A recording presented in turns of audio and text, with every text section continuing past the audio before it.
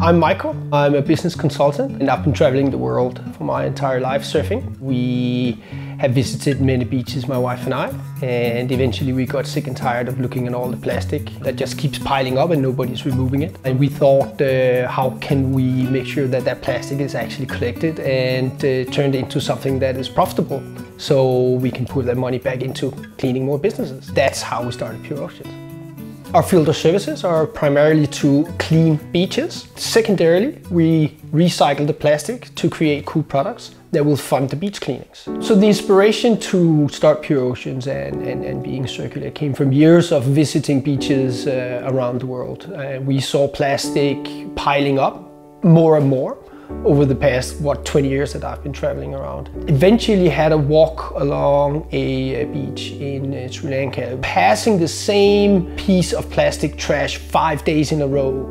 And we talked about how easy it actually is to pick it up and put in a trash can, which obviously is not there. But the movement in itself would take the trash away from the beach and away from the ocean. So how can we replicate that 1,000 times, thus cleaning the beach? Well, if you pay people, they can do it. And then they have a salary and they can pay taxes from the salary or buy products for that salary. So how do you get money involved in this? And that's how the whole process actually started. That's where we started being creative. How can we solve these issues?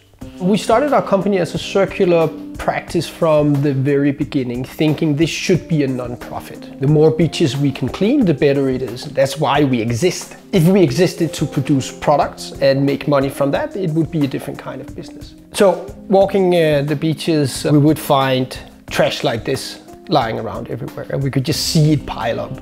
We got lucky and we were able to get a team together and start cleaning beaches and actually finding out what does it take to clean a beach. This is some of our happy crew. We're out collecting in the sun. It's hard work. It takes a lot of energy and we're supported by the local businesses and they come out and give us free soda pops, which is super nice.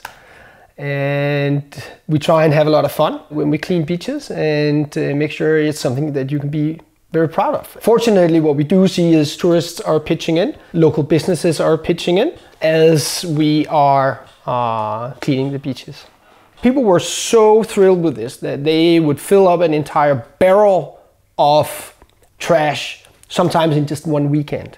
We had 8 of those going. And it's all kind of trash, as you can see here. Basically, you take a piece of plastic, which is, we use the kind that's called PP. It has a high melting point and it doesn't shrink too much, so it fits well when we do the precision molding actually of an iPhone cover, which has to click into place. You hand clean it, get it torn up into little pieces, put it in your injection molder. We use 208 degrees, and you inject it under high pressure into aluminum injection mold, and we create an iPhone cover like this. Because we are a circular economy or we're a circular business, our products has to reflect that.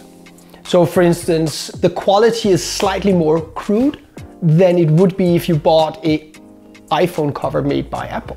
Then our covers have different coloring and you can actually see that it is made from ocean plastic.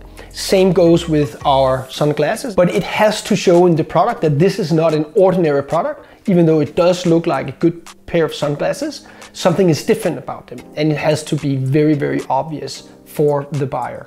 If you look at a cover like this is a mixture of several pieces of plastic and it's just an explosion of colors. And we can do that because we use a very simple manual machine that we got built by a super nice German machine builder. We have some strategic partners that we're working with. Some are helping us recycle the plastic itself. It needs preparation, cleaning. It needs to be torn up into tiny little pieces. And then we have a company in Italy that are okay with producing the sunglasses from our ocean plastic, because that is a precision kind of work that we cannot replicate here with the low-end machines that we're using in my garage. We also have a strategic partner in Sri Lanka that can clean the plastic for us and can actually sort it and make sure it's turned into little pieces that can be reused and injected to become, for instance, sunglasses. Typically we reach our clients through, it's twofold right now. We use shops and make sure our products are attractive for the shops and the deals are attractive. and the other one is through the internet and social media. Typical customer for us is somebody who is environmentally conscious and would like to make a difference, but is not able to participate, for instance, in a beach cleaning. Usually people would need covers to protect their iPhones, or usually people would need good sunglasses to protect their eyes. This is a conscious choice of saying, well, I'll buy an iPhone cover or I'll buy a pair of sunglasses that actually does something good and is made of a material that is picked up from a beach. We do sell our products twofold. It is online and it is through various shops, and that's how we can reach our audience today. We want to upgrade both channels and expand, of course, but right now it seems like both are actually doing pretty well. We have basically two revenue streams coming in right now. One is our revenues coming in from product sales, which obviously is the most important to us, because that is, to me, that is the sustainable part and the business part, and we do get donations. For others who wants to go circular or thinking about going circular, to me it's an edge that when you go into a crowded market. Most products you would introduce or services that you would do, you can do them with or without a circular edge on it. If you do have a circular economy edge, you have an advantage and it makes good business sense.